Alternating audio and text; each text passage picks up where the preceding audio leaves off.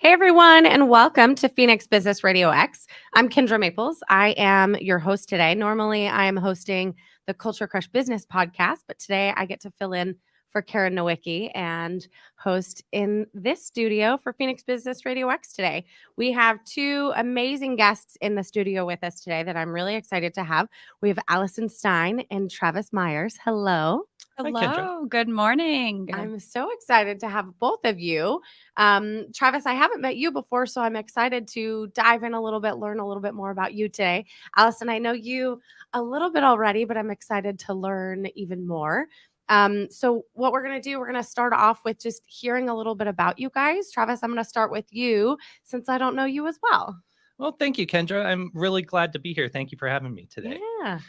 So my name is Travis Myers. I am an estate planning attorney with the law office of Libby Banks. And a little bit about me. I am a Phoenix native. I grew up in the Moon Valley area, so north kind of central Phoenix. And I went and got my criminal justice and music minor degree at Northern Arizona University in Flagstaff. Had a great time up there. Met my wife up there. A lot of great things to come out of NAU. And after my time up there, I went and got my law degree at Michigan State University College of Law. Similar climate, I suppose, but a little more punishing in the cold for sure. But spent 3 grueling years up there, met a lot of great people, got a lot of great connections and great experiences before coming back to Arizona to take the bar and pass the bar and practice in a couple of different practice areas before coming to the estate planning law firm of the law office of Libby Banks, which is where I find myself today. Okay. And what brought you back to Phoenix? You said you came back to take the bar, but what brought you back to the heat and the 100-degree plus weather? Well, it's funny you say that. It seemed when I was in school that I would find myself in the worst climates of the month. So in Michigan, I would spend my winters there and my summers in Phoenix. But you did that backwards for sure. I guess what brought me back is that's where my community was, right? It's where most of my family is. All of my family lives in the Phoenix area, and we actually are really close, and we get together every Sunday for dinner, including my in-laws. So just a really tight-knit family unit there. But I also wanted to come back and help my community in some way, which was an important part of why I went to law school in the first place. Yeah. And at least you're still kind of close to Flagstaff. I went to school in Flagstaff, and it was like the one year that they didn't have hardly any snow at all. And I was so sad. And then everyone else I talked to is like, oh no, it's snowing like crazy. I'm like, oh, maybe I missed it and it was a good thing. So you're still close if you want to. Oh, absolutely. Yeah. And it's funny that you mentioned the snow. My first semester at NAU, there was record snowfall right around finals time. Oh. So they gave us the option. They could either cancel the final or we could retake the final at the beginning of the next semester. And I had good enough grades to be able to just take the grade that I had at the time. Nice. But the rest of my time there, that worked out. No other snow. No other snow. Okay. You and I skipped the snow. Yeah. Nice. Well, I'm glad you're back in Phoenix, especially we'll tap into the conversation of community here in a minute, because that is definitely a thread between the two of you, which I love. And I want to pull some stuff from there. But let's jump over to you, Allison. Tell us a little bit about you. What are you up to and your business? Yes. Well, I'm Allison Stein. I grew up in Southern California. What brought me to Arizona, I went to the University of Arizona down in Tucson. Never thought I would leave California. My grandfather grew up in Arizona. He went to U of A. So I had that tie. My mom really wanted me to apply to ASU and U of A. And so visited the campus and instantly felt this connection. Mm-hmm. This is the place for me. Had a wonderful 4 years down in Tucson. And close to graduation, a lot of the job opportunities were up here in the Phoenix area. Mhm. And so I was like, oh, I'll live up in Phoenix for a couple of years. Then I'll end up back in California. But I've lived in the Phoenix area for almost 10 years now. There's no plans of leaving. I've really built my roots here.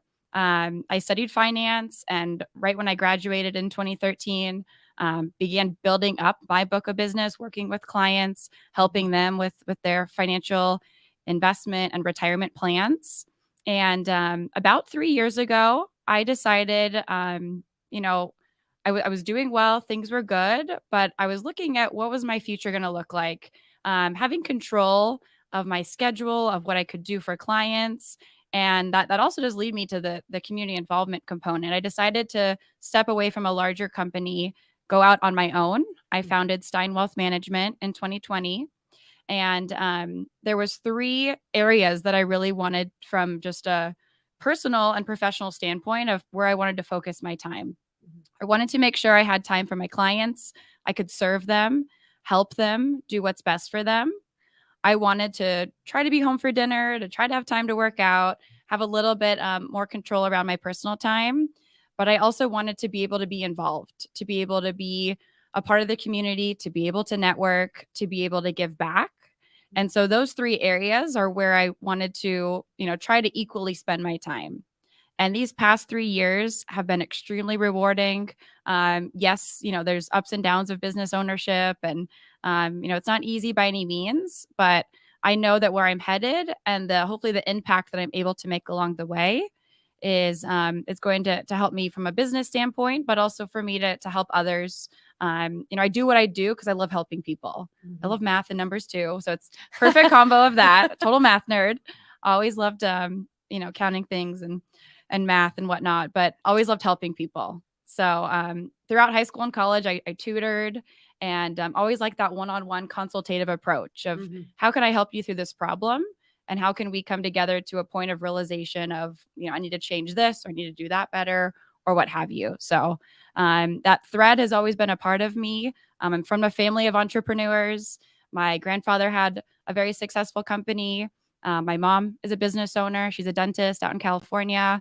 So I always had that entrepreneurial mindset and spirit, and was blessed to be able to pursue that more seriously, 3 years ago when I stepped away and was able to go out independent and really start my own company.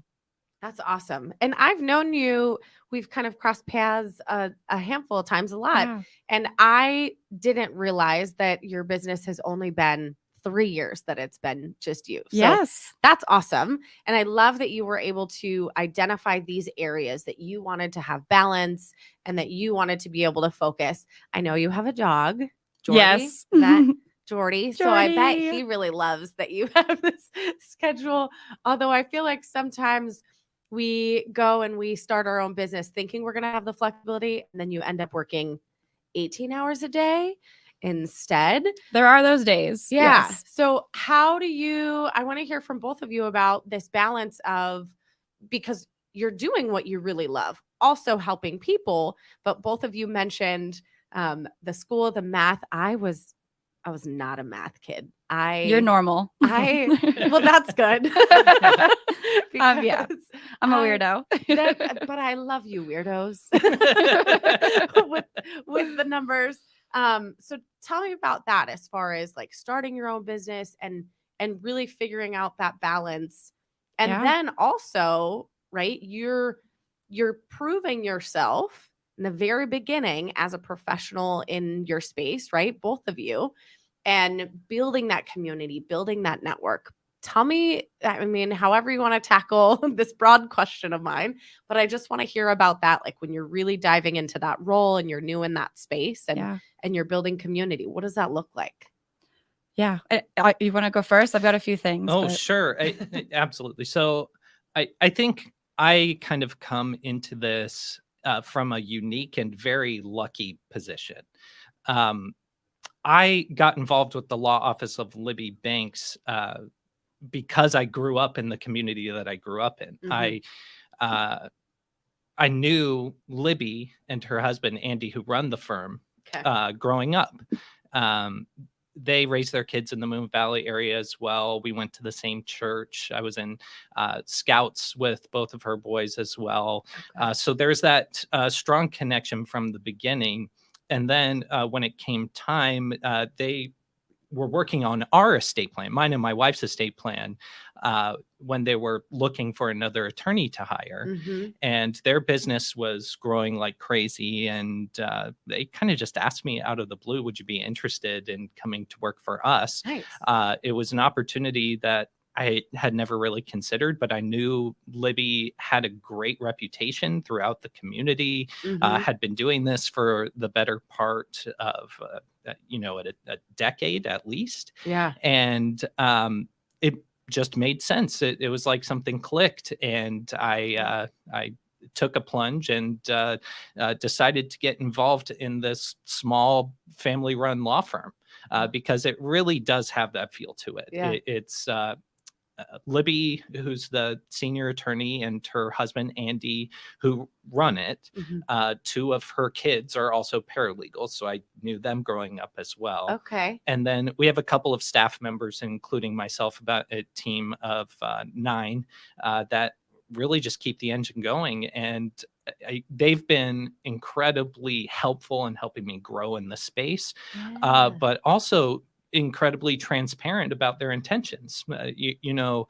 They love what they do, but they don't intend on doing this forever. And they wanted to bring someone in who could not only relate to the younger generation, but who could potentially carry on their legacy going forward.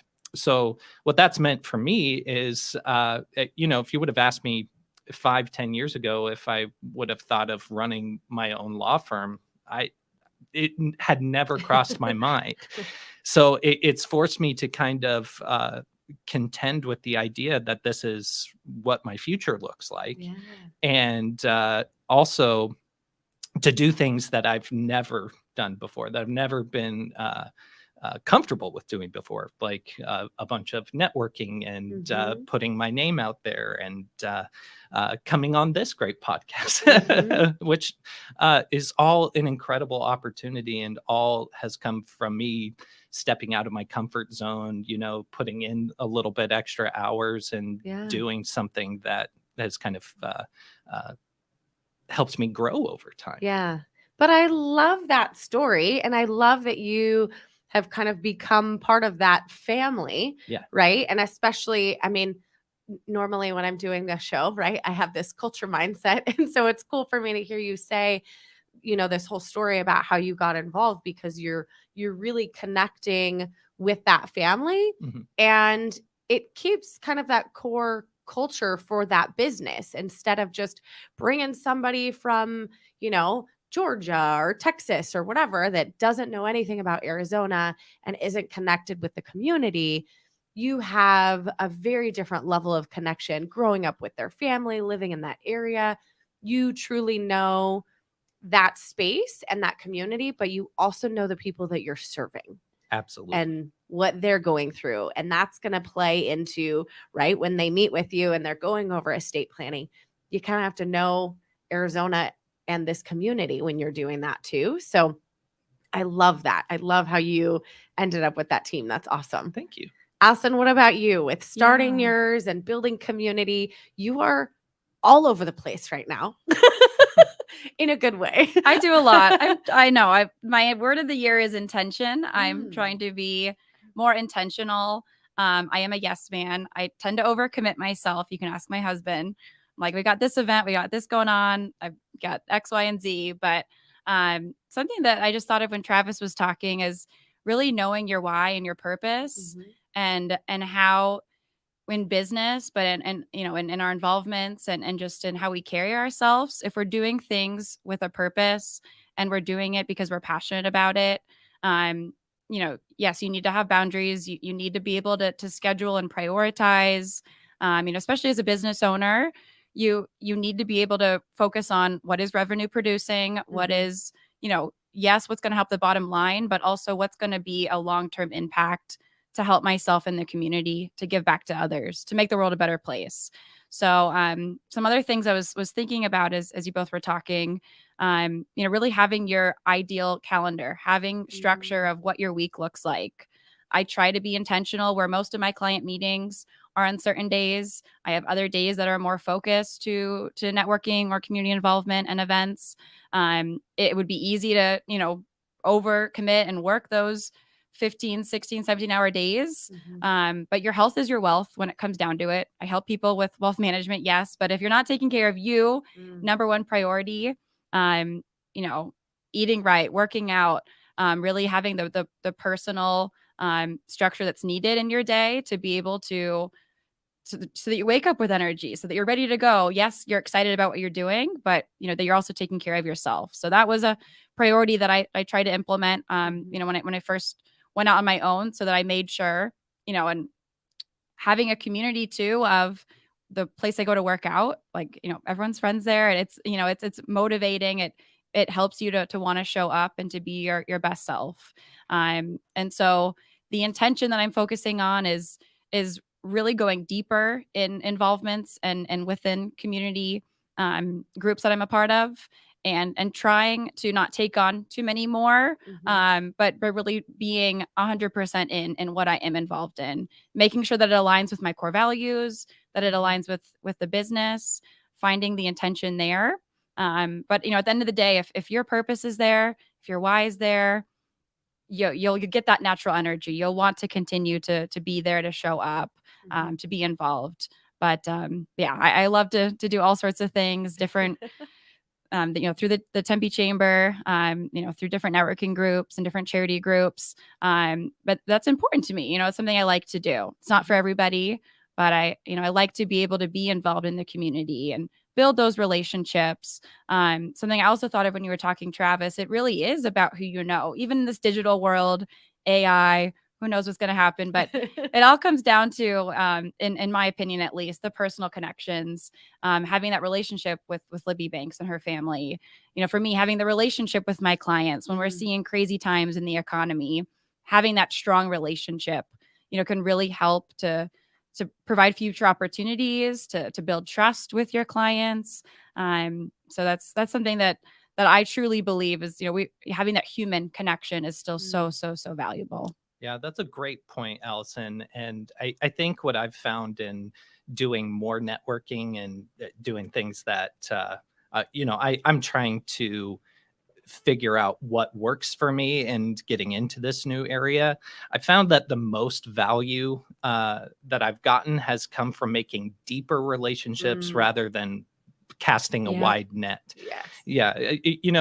Getting in the door is important, but developing that relationship with Libby and even getting to know you a little bit better. I know we've had at least a monthly lunch where we get together and just talk shop, which provides such a great value to me and my clients, but I also hope vice versa as well. Definitely. Yeah, I couldn't agree more. It was Travis's idea. He's like, hey, let's have this kind of monthly standing meeting where we can educate one another. I think it's a big focus for us too. We like to educate and empower the individuals we work with. Not just tell them that they need this, but help to show them, help to empower them to understand the component of their will, their trust, or their financial accounts. But I couldn't agree more. Being intentional, having those deeper relationships can yield really, really powerful results. And then you guys have the opportunity, like you said, Allison, you're learning from each other. Yeah. And when you're building those deeper relationships, it goes further than just the surface level of here's the job we do, right? Then there's deeper impact. There's also this level of you're almost like holding each other accountable, right? You have this monthly lunch, this monthly check-in, and you get to kind of check in with each other. And so, for example, Allison said it's really important for her to spend time with the family and the dog and going to the gym. So, if you guys meet for lunch and you start telling Travis that you haven't gone and done your gym classes for a week, he's going to be like, dude, that's not you. Yeah. Right. And so having those deeper relationships that know you in this community, they're the ones that help kind of hold you accountable as well. Yeah. Absolutely. And then a couple of the things both of you said right now when you were talking, you talked a lot about relationship, human impact, passion. So I want to know about, since all of this is so important to the both of you, with the work that you do, right? You have these relationships with the companies that you partner with, but also the individuals that you're helping. Mhm. How do you keep that balance of your core beliefs, your core passion and purpose when you are working with clients? How are you picking clients? How are you kind of onboarding them maybe? Do you ever get to a point with a client that you're like, "Ooh, we're just not the right match?" Like, what does that look like with this relationship piece, but on the client side of things? Yeah. Oh, that's a good one. I can speak to that from a few different points, because when you're starting a business, you need to make sure that you can bring in clientele, but you also really need to have that niche of who you best serve, who you can work with to provide them the best value. You're not going to be a fit for everybody. Mm-hmm. I will always do an initial consultation. I'm very detail oriented. I have a whole process that I'll explain when I meet with someone of this is how we're going to get to know your situation, how we're going to develop a customized plan for you, Mm-hmm. and then potentially implement it. And I also want to hear from them. Where are they in their financial life? What are their goals? Is it the right time for us to pursue a relationship, so that it's the best use of both of our times? Mm-hmm. So hopefully in that initial consultation, we can learn enough from one another to see if we are a fit to work together moving forward. Um, After that, there's 3 meetings that we go through to gather all their data, to look at what they have in force, look at what their goals are before I then present. These are some recommendations to consider. They can then decide if they want to move forward with one, two, all parts of that, and implement it moving forward. When I work with someone, it's hopefully a relationship in perpetuity where we'll meet year over year over year and review that plan. Mm-hmm. I'm not trying to sell them on something or pitch a product. I'm trying to develop a long-term relationship. Mm-hmm. So it is extremely important that we are a good fit, and that will be best to serve them and they're ready to move forward. I heard that it takes from someone wanting to make a change in their situation usually 18 months before they actually move forward Wow. with a recommendation or a change. We're all busy. We've all got stuff going on. It's easy to prioritize others, I would say, than think of ourselves in a lot of circumstances. Oh, yes. Got to take care of the kids, got to help the parents, got to plan this, and that. Mm-hmm. But to truly step back and be like, okay, my business needs a retirement plan, or I really need to start investing and saving more to send my kids to college, or whatever the goal might be for that person. So really, hopefully building that long-term relationship is so impactful.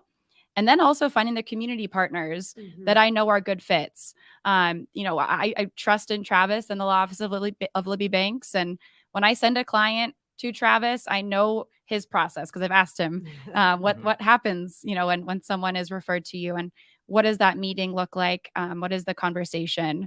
So having those trusted partners is also very, very impactful. My approach is very comprehensive, very holistic. I want to know about their whole situation. Mm-hmm. Excuse me. Have they done any estate planning? Do they have a CPA they're working with? Do they have insurance in place? Yes, we're mostly focused on the investment and retirement side of it, Mm-hmm. but from a fiduciary duty, I want to look at the whole picture, and then have those people that I can refer out to and know that they will be taken care of. So I feel so comfortable when I send someone your way, Travis. I know that they're taken care of, and I know that that part of their plan is moving on as well. So I know you've got a pretty similar process of getting to know the person and finding the right clients. Yeah, absolutely. And I think the process is the key component to that. Yeah. And really, one of the reasons that I love working for kind of a smaller law firm in particular is because we kind of approach our process as a team. Mm-hmm. The things that are working, we reward each other for. The things that aren't working, we work out almost scientifically. We take things out, we test things out, we try and make sure that it's working for everyone, especially our clients, because If you develop a great client relationship with someone, they become your best marketing resource. Absolutely. I mean, word of mouth Yes. is there's a lot to be said Yes. for that. So similar to Allison's process, we try to get as much information as we can in a way that's not completely overwhelming. We kind of have a questionnaire that serves almost like what you would fill out before going to a doctor's appointment, right? Okay. You want to get some basic information so you know what the conversation is going to be, what some of the things that are important to you are. And then, I sit down with them. I've reviewed what their finances look like, their assets look like, what their main concerns are. And I just sit down and listen because that is really what is going to develop the best relationship. If I can listen to their concerns and talk about how exactly we're going to help them solve those problems, then it's a relationship instantly built.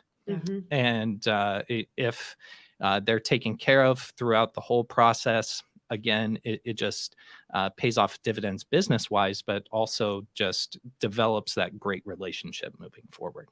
Oh, absolutely. If you guys look at the step and repeat in the studio, it's conscious capitalism of Arizona, and it's all about doing good business, right?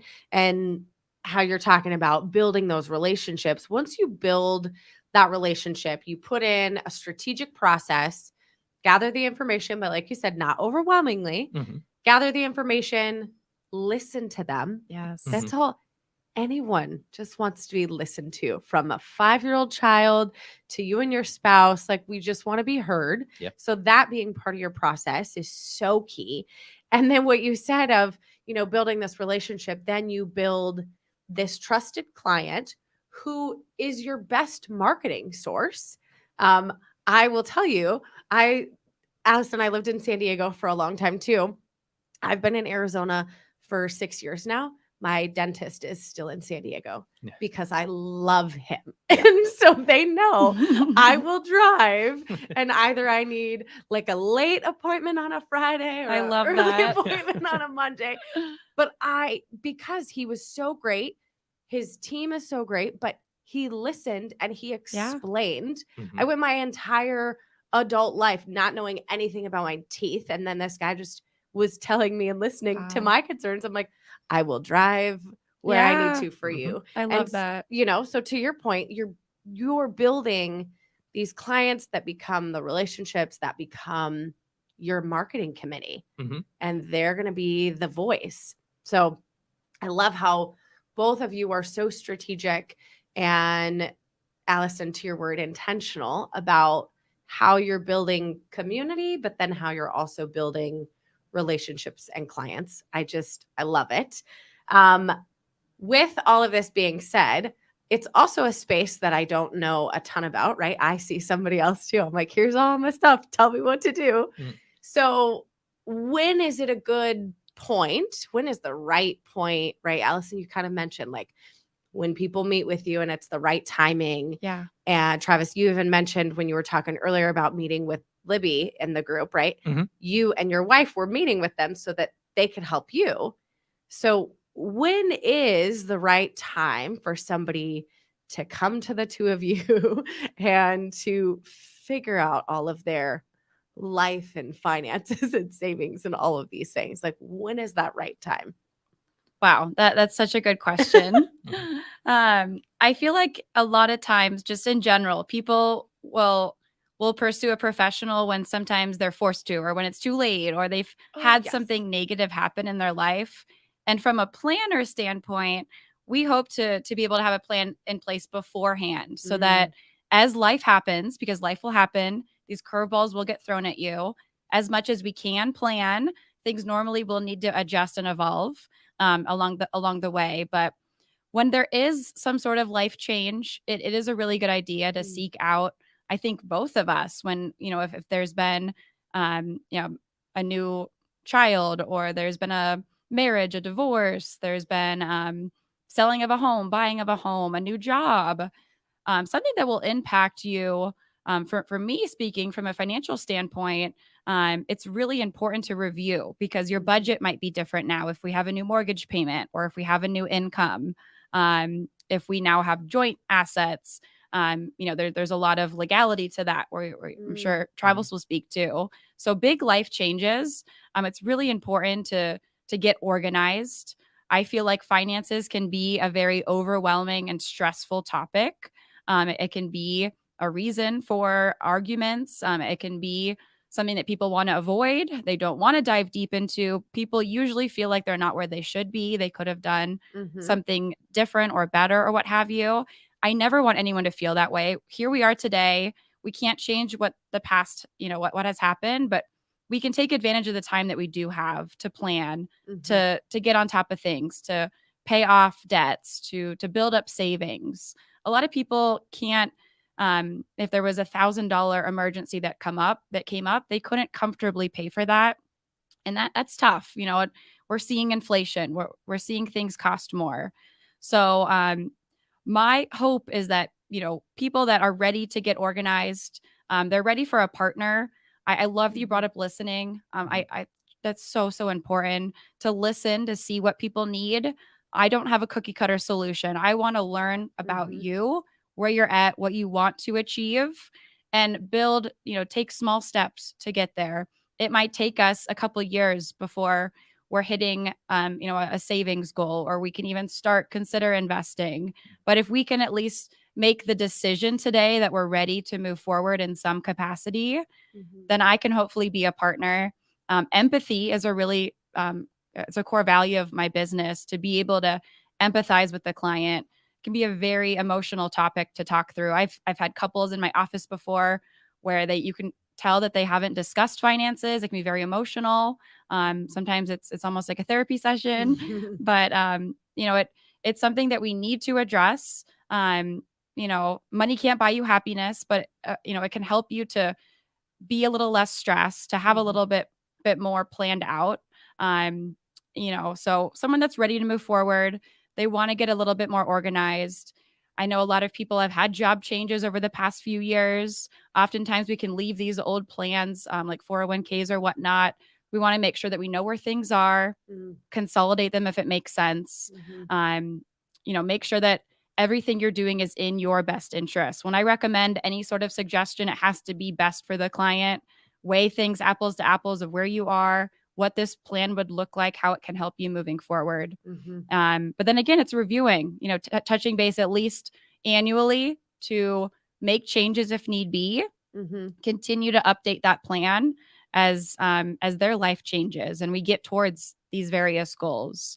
So I truly want to build that trust and that partnership, to help remove some of that stress and uncertainty, provide that clarity of where they are, but what do they need to do? Just, we want to live today. I never want someone to feel so confined by their budget, but can we put a little bit away to be able to plan for the future, to make it a little bit more comfortable over the long run? Tomorrow's never promised. We want to live today, but we want to hopefully plan for that next step, the short, mid, and those long-term goals. And Allison, there are a couple things that you said that really resonated with me as far as when a great time to talk about estate planning would be as well. And it just, in general, what we're talking about with estate planning is what's happening with some of the most important decisions in your life and some of the most important points in your life as well. An estate, just in general, is the sum of all of the things that you've collected during your lifetime. So it could be house, bank accounts, retirement accounts, life insurance, all of those things together, and what's happening with it during your lifetime, incapacity, and after you pass away. So I think to illustrate the times that it's important to talk about estate planning, I can draw examples from my own family currently, because it seems like all of the demographics in my family are great points to have those conversations. So, for example, my brother and his fiance are engaged, and they're getting married in February, a very exciting time. But, like you mentioned, they are going to have community assets together, and community just meaning joint assets or things that they may want to keep separate, may not. Perfect opportunity to talk about estate planning and making sure those are taken care of in those three situations. My sister and my brother-in-law just bought a house for the first time. Acquired one of the biggest assets they will ever purchase in their entire life. And, doing estate planning in that sphere can answer some basic questions of, if I get in a car crash and I can't take care of paying my bills, who's going to pay my mortgage so that I don't lose this house that I just bought? Similarly, my wife and I, about 10 months ago now, just had our first baby. So really exciting time in our lives, but man, am I just hyper focused on doing everything to protect that baby. Yes. Right. So estate planning in that sphere is naming guardians, naming someone to take care of your baby if you can't in the future, or making sure that if you were to pass away or become incapacitated, that they are going to be set up for financial success in the future. And then lastly, my parents are at retirement age. They had made an estate plan when we were still really young, when it was important for us to have guardians and to think about those types of things. But man, it's been the better part of a decade since they've looked at their estate plan, and they keep telling me that they want to look at it again and tweak some things. And that is also a great idea. Because another thing that you said that resonated is that financial planning and estate planning are a process. They are not just a one-time thing that you set and forget. Because things change over time. The people that I thought could take care of my finances 10 years ago are definitely not the same people that I think can take care of my finances today.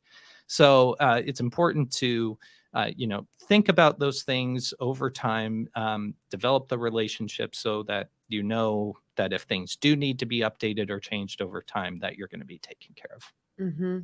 And I really appreciate all of your examples of like the different stages, right? And even like you said with your parents, they haven't looked at theirs for so long, right? You obviously are an adult man now. You don't need a guardian if that's part of what that plan was a long time ago, right? Looking at that and seeing those types of shifts. And I love that the two of you and what you do, right? You're kind of tag teaming it with somebody. And Allison, it kind of goes back to what you said earlier. Your health is your wealth. We have to look at, our life as this whole big production, and there's different directors, or, think of it as your own board of directors, right? Like I mentioned the dentist earlier. You've got to have the dentist, the doctor, the therapist, the financial planner, the estate attorney, right? You have to have all of these people because they're looking at small pieces that make one big thing. Yep. And, Allison said earlier too, right? You're dealing with people when they're more reactive instead of proactive, right? And Travis, the same thing with you, right? You want to have this plan so that later on you're just tweaking it, right? You tweak it instead of having to go through the whole thing again. But I love that the two of you partner together. I love that you're looking at different angles. It really is like, I really think of it as like this personal board of directors, right? Yeah. Tackling all of these different pieces. And I'm so glad we're having this conversation today because I'll probably have to call both of you later. You're giving examples and I'm like, oh, this is this person in my family. This is this person in my family. I'm like, oh, geez, we'll talk later. So is there any other piece of what both of you do, right? I love that you can collaborate and kind of tackle different angles with people. But is there anything else that maybe is a piece of what you do that people don't really think of? I mean, you've already said a bunch of what your job is and supporting people, but is there any other piece that as we're listening that you want to make sure listeners are picking up in what you guys do and the relationships and the work that you're building? Something that comes to mind, we're trying to be proactive. We're trying to think ahead. But when things don't go according to plan, and how that can impact people negatively, I think of like a probate standpoint and assets not going where they should be. For me, I think of people making poor financial decisions and not having the ability to experience growth or to have their assets there. So having that partner, and not being fearful of okay, what does this cost for me? I'd rather just DIY it and kind of wing it. I see that happen a lot. I'm entrepreneurial. I love to DIY, but I know that there are things that I need a professional for, right? I'm not going to try to give myself a filling. I'm not going to write my will. And I respect that there are professionals out there that, when you're comparing what the impact will be from a financial standpoint versus paying a fee for a service, it usually is a much better option to find that professional and to be able to do things correctly so that things don't go not according to plan. I know I think of, from my standpoint, I think of people fearful of stock market volatility and how a lot of people got out of the market, like in 08, 09, and trying to time it. You can't time the market. It's more so time in the market and being able to have a long-term perspective. If someone had their money just sitting in cash in the bank for that following decade, they missed out on so much upside potential. So we can often live in fear or uncertainty of not knowing how do I find an estate planner? How do I find, a partner for my financial advising, and what does that look like? I think there's still some uncertainty and some fear around that of what does that process look like? How do I start that conversation? And I think both of us do complimentary consultations to try to educate and to try to see if we need to help them and work with them to put them in a better situation. So that's just something that came to mind. I don't know if you had anything to add there. Oh gosh, I couldn't agree more, Allison. And I think I'll jump in and echo just the benefit and the value of having a professional doing these things for you, because there are a lot of disruptors out there. And it's perfectly fine. You have your LegalZoom, you have your willandtrust.com. You give the tools to people to try to, at a lower cost, to put these things together. But the thing is that, I can't tell you how many consultations I've had with people who have come to me with those plans saying, is this going to accomplish what I want? And I have to have the uncomfortable conversation and say, not really, but we can help you achieve those goals that you're looking to set out to do. So I guess it just comes back to, knowing the value of those board of directors that you brought up before, and knowing and giving people peace of mind is really what we're striving to do in that sphere. The peace of mind and the professionalism. That DIY example is perfect because there's this balance of, okay, maybe you do want to do it on your own, but the time that it takes, the money you're spending on tools to try and teach yourself and to try and learn, where if you just paid a professional, right? And this analogy, right, can go towards making a table or planning your finances in your estate, right? Yep. You're making a table, you're going to spend so much money. You're going to have to figure out how to do this stuff, buy the tools. And then let's be honest, by the end, whenever I have done any DIY, it has never turned out. I have only tried a few things. And they're definitely the furniture items in the house that are a little wonky. Where I could have just paid the money and had it come delivered and already put together because a professional built it, right? Same thing with you guys. You're looking at the whole picture. You're not the apps and things online, right, that are looking at tiny little pieces that maybe are going to suffice in the meantime, just so that there's something, right? But really, when you're looking at the big picture, you guys have way more years of experience, and this is literally your job and what you do. So I absolutely agree. And I'm glad we are kind of wrapping with this topic, because it's so important for whatever it is, right? Go to the professional. If you're going to do DIY stuff, make a necklace. And that's where you should draw the line.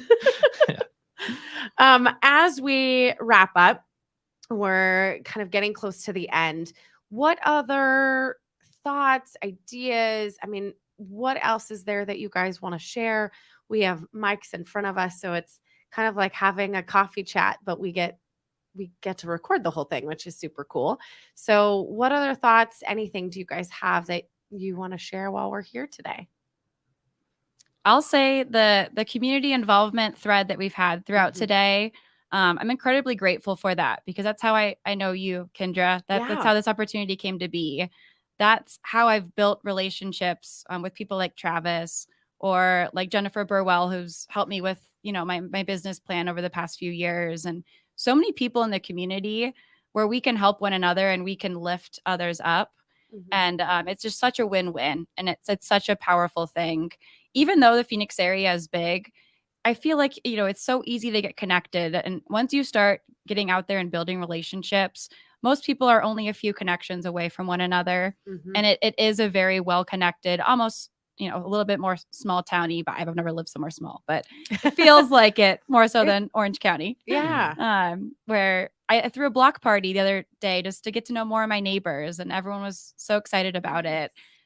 So I just love that. I love the opportunity to be here, to be able to continue to get to know Travis and work with him, to be able to, get to know Kendra more and others. So I'm just grateful for that. And I hope that more people find the value in that. I've had conversations recently with friends, like, they're like, you've been networking since you graduated. And I never understood it. But now I'm seeing we're in our 30s now, and it's more impactful.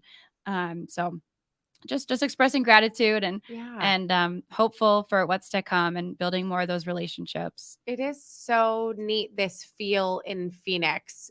When I moved here 6 years ago, I was like, I knew I wanted to be here because of the community and because of the opportunities too. But it really has this weird small town feel. Everybody's kind of a connection or two away. Yep. And even when people have been introduced to me, oh, do you know so-and-so? It's like, oh, well, yeah, I do.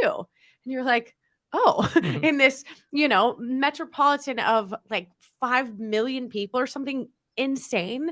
And to be like, oh, yeah, I know that person, or I know that person, or whatever that connection is, right? I have people reach out to me just for somebody to help watch their dogs. And I'm like, yeah, I got you. Right. And it's so cool to have that feel. So I'm glad you said that, because I appreciate that has been a thread through the conversation today too. Yeah. And I guess to just get a little corny with this, we started, or Libby started the law firm in Moon Valley. That she was doing estate plans for neighbors, for people in the immediate area. They've grown their business steadily every year since they've opened. And that's in large part because of the Moon Valley community, the surrounding communities. One of the crowning achievements of my time so far at the law office of Libby Banks, and I have this framed in my office, is we do a lot of articles for the local newspapers, for the Moon Valley Tatler. So I have, we have a front page photo of our team on the Moon Valley Tatler, have that framed in my office, because growing up, it was this small little hometown newspaper that you'd get on your doorstep every once in a while. But it's really come full circle that I'm now giving back to the community where I got my start. Yeah. And I just am really excited and thankful to do these types of opportunities to continue to do what I can for the place that I grew up in. Yeah, I do love that. That's awesome. And you guys both of you are doing such phenomenal things. I do need to talk with both of you later in the future. As we conclude and wrap all of this, I want to make sure everybody knows how to reach the two of you. So Travis, what's the best way for all of those folks that are listening, and you listed off those examples and they're like, oh yeah, this is me. And they need to get in touch with you. What's the best way? So I would say that calling our main office number, 602-375-6752, we have a staff ready to take calls and set appointments and get you exactly what you need. You can also visit our website, which is libbybanks.com, to get any additional information, some education, some videos to look into that, as well as get any email addresses or sign up for a consultation there as well. Awesome. Thank you. And then, Allison, what about you? They're listening and they're like, oh, yeah, I do need to save and I do want to have some money for later. I should talk to Yes. Allison. How do they reach you? So pretty similar. I'd say the easiest way is to go to Stein, STINE, wealthmanagement.com. On there, email and phone number are both available.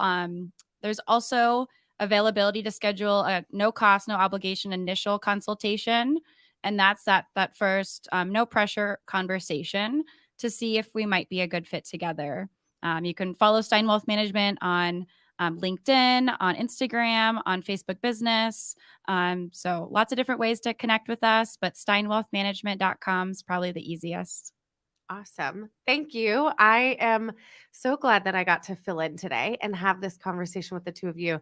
You're doing amazing work. As it was mentioned earlier, I love math nerds. So I need people like you in my life. I appreciate both of you for what you're doing in business, but what you're doing in this community is really big. So thank you for coming on today, you guys. Thank you for having us. Thank you. Thank you for listening to Phoenix Business Radio X. Some media leans left, some media leans right, and we lean business. Until next time, I'm Kendra Maples.